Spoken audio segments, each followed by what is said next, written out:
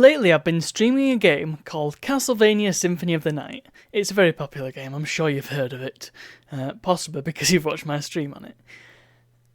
And it's from 1997, and it's a PlayStation 1 game.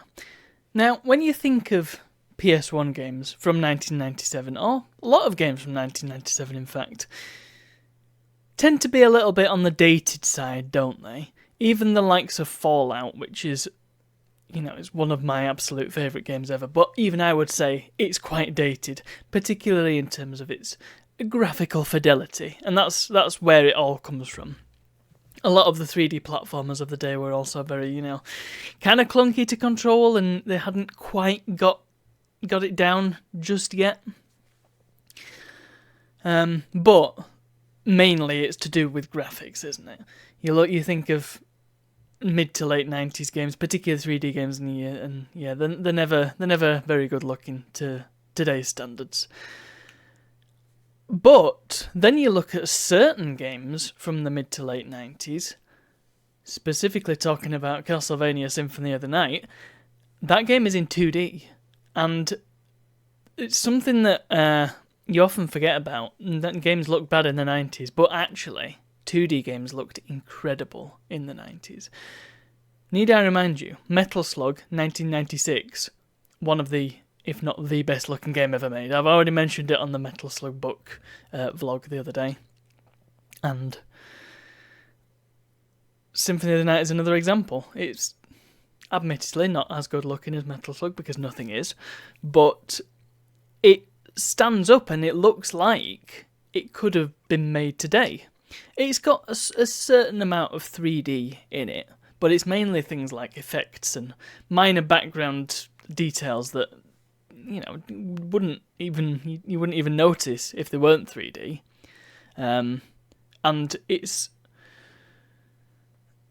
things that look okay in 3D, very polygonal shapes. Like the save points are all sort of D20 shapes for some reason, and they turn into coffins when you actually save. And there's certain enemies like the Magic Tome, I think it's called. It's just a flying book, and it's a cuboid, but because of the way it's textured, it looks fine. It looks okay, and it doesn't look any different to how a book would probably look in a platformer today. Well, it'd probably be a bit more detailed, but you know what I mean. My point is, 2D games, despite the fact that they are 2D and therefore totally unrealistic, have aged significantly better than 3D games, and it's not something you often think about.